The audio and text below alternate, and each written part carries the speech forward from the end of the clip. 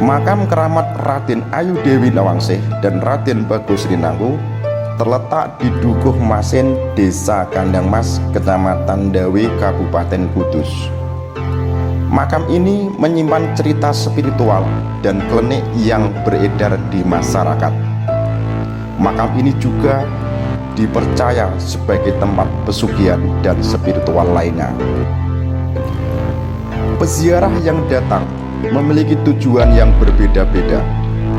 Ada yang meminta kekayaan, jabatan, kekuasaan, atau sekedar berziarah. Tetapi ada sebagian peziarah yang melakukan ngalam berkah dengan cara-cara yang dilarang oleh syariat Islam. Menurut penelitian dari Eliawati dan kawan-kawan dari Prodi Tadris Fakultas Tarbiyah IAIN Kudus, dalam jurnal ilmiah peradaban Islam Al-Sakafa yang berjudul Fenomena Ritual Ziarah Ngalap Berkah di Makam Raden Ayu Dewi Nawangsih dan Raden Bagus Rinangku di Kabupaten Kudus, menyebutkan bahwa terkait dengan pesugihan hasil yang didapatkan oleh pelaku pesugihan selama melakukan ritual di makam keramat Raden Ayu Dewi Nawangsih dan Raden Bagus Rinangku adalah sangat beraneka ragam. Ada yang sudah mendapatkan apa yang diinginkan, ada juga yang masih dalam tahap ritual, dan juga ada yang sudah mendapatkan berkah dari apa yang dilakukannya, meski beberapa di antaranya juga belum mendapatkan berkah dari ritual yang telah dilakukannya. Adapun dalam tahap ritual mencari berkah supaya hajatnya terkabul, ada beberapa versi. Salah satunya adalah dengan berziarah sebanyak 7 kali, yang salah satunya harus mandi di sendang sesuci peninggalan Raden Ayu Dewi Nawangsih dan Raden Bagus Rinangku. Salah seorang peziarah yang berhasil diwawancarai peneliti menuturkan bahwa di komplek pemakaman Raden Ayu Dewi Nawangsih dan Raden Bagus Rinangku banyak orang yang melakukan ritual ngalap berkah, utamanya pada malam Jumat Wage, karena diyakini akan membawa kesuksesan dalam usaha mendapatkan kekuasaan dan jabatan serta lainnya. Peziarah tersebut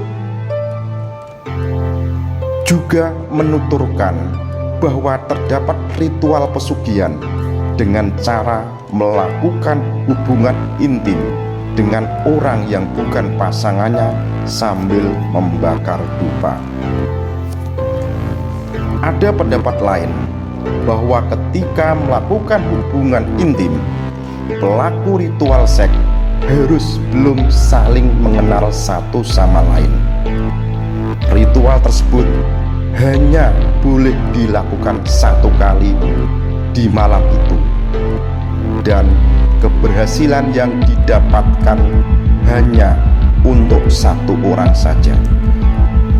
Tetapi sebelum melakukan hal itu, kedua pihak melakukan perjanjian yang bersifat mengikat dan memiliki sanksi, di mana siapapun yang menerima kesuksesan maka akan memberikan kontribusi materi kepada pasangan seksnya. Apabila melanggar perjanjian, maka seluruh harta yang diperoleh akan cepat habis dan kembali miskin. Seiring dengan perkembangan zaman, peziarah semakin banyak, sehingga sulit dibedakan mana pengunjung yang sekedar berziarah dan yang memiliki niat mencari pesugihan. Pertanyaannya, mengapa makam Raden Ayu Dewi Nawangsih dan Raden Bagus Rinangku dikeramatkan oleh warga dan para peziarah. Kisah sejarah dan legenda Raden Ayu Dewi Nawangsih dan Raden Bagus Rinangku diceritakan secara turun-temurun. Raden Ayu Dewi Nawangsih adalah putri Sunan Muria dan Raden Bagus Rinangku adalah salah satu muridnya. Dikisahkan dalam cerita tutur tersebut, Sunan Muria mempunyai banyak murid yang bukan hanya belajar ilmu agama, melainkan juga berkesenian dan olah kanuragan. Murid-muridnya berasal dari berbagai tempat di sekitar Muria. Ada yang berasal dari Tayu, Pati, ada juga dari Pandanaran, Semarang. Raden Bagus Rinangku adalah murid Sunan Muria yang berasal dari Pandanaran, Semarang. Saat Raden Bagus Rinangku menyatakan ingin berguru kepada Sunan Muria, murid yang bernama Cibulek memberitahu kepada Sunan Muria bahwa di daerah Muria sebelah barat sedang ada perampokan yang dilakukan oleh gerombolan Macan Lawung. Mendengar laporan tersebut, Sunan Muria memberi tugas Raden Bagus Rinangku untuk menangkap ketua gerombolan Macan Lawung tersebut. Dan Raden Bagus Rinangku mampu mengalahkan ketua perampok. Bahkan sebagian anggota perampok berkeinginan untuk berguru kepada Sunan Muria.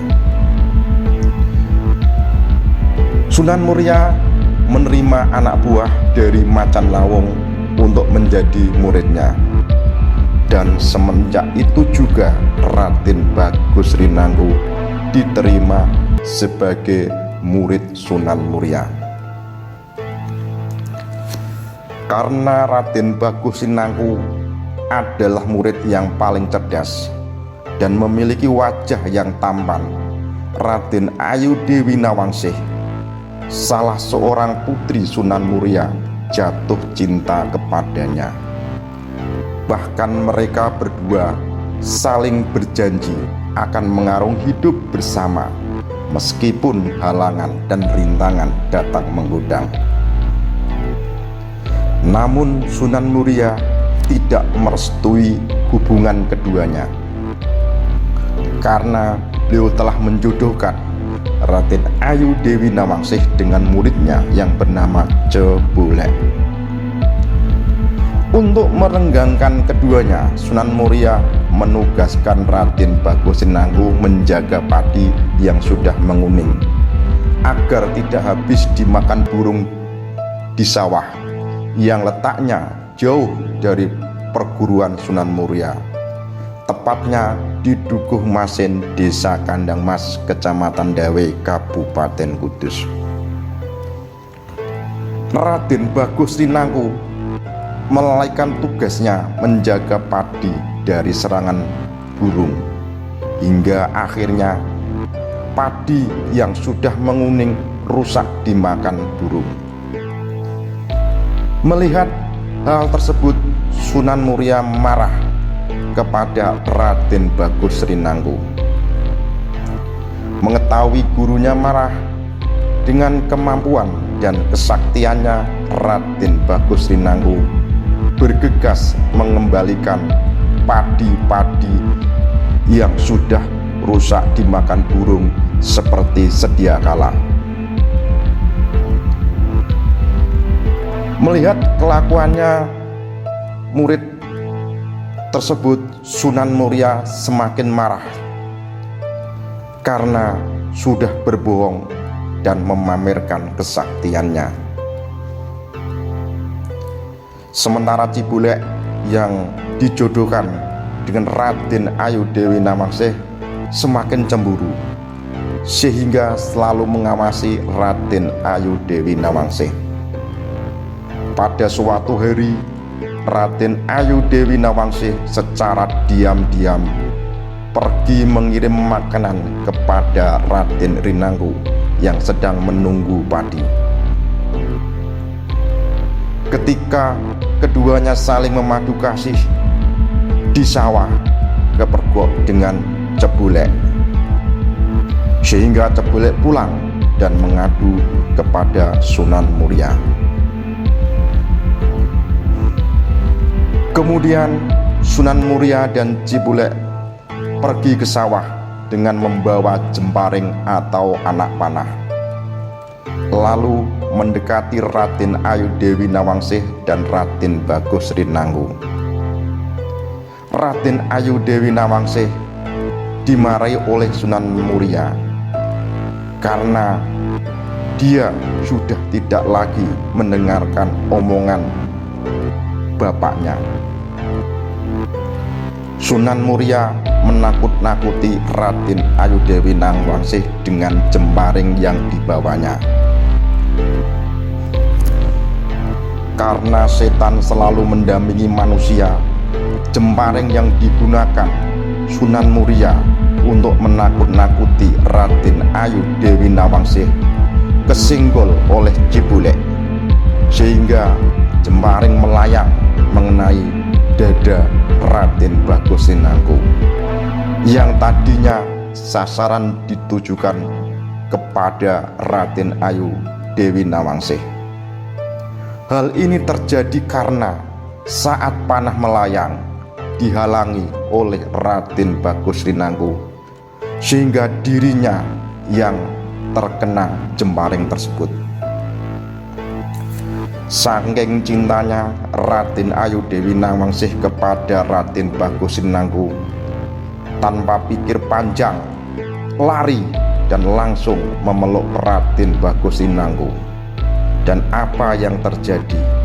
Jemparing juga menembus dadanya. Seketika keduanya meninggal bersama, dan keduanya dimakamkan di Dukuh Masin tersebut. Banyak orang yang takziah dari berbagai daerah, dan waktu pemakaman sudah usai. Pelayat yang saking banyaknya tidak kunjung pulang, bahkan menangis sambil melihat ke makam Raden Ayu Dewi Nawangsih dan Raden Bagus Rinanggu. Karena pelayat tidak kunjung bubar, Sunan Muria merasa geram dan bersabda, "Kuwe dora mulih laopo kok ning kono ngadeg gejejer koyok wit jati? Kamu kok tidak pulang, kok di situ berdiri tegak seperti pohon jati?" Karena ucapan Sunan Muria adalah merupakan sabda, sehingga para pelayat tersebut menjadi pohon jati. Sunan Muria juga bersabda, "Lak makam putrinya Raden Ayu Dewi Nawangsih akan banyak didatangi peziarah dan dihormati semua orang." Karena sabda wali selalu diizinkan Allah, maka sabda tersebut menjadi kenyataan, sehingga makam Raden Ayu Dewi Nawangsih dan Raden Bagus Rinanggu ramai dikunjungi para peziarah sampai sekarang. Demikian kisah tragis Raden Ayu Dewi Nawangsih dan Raden Bagus Rinanggu. Semoga memberi pembelajaran pada kita untuk selalu mentaati guru dan mengendalikan hawa nafsu dari rayuan dan godaan setan yang dilaknat Allah. Demikian sekilas kisah tragis yang terjadi di Dukuh Masin, Kandang Mas, Ndawe, Kabupaten Kudus.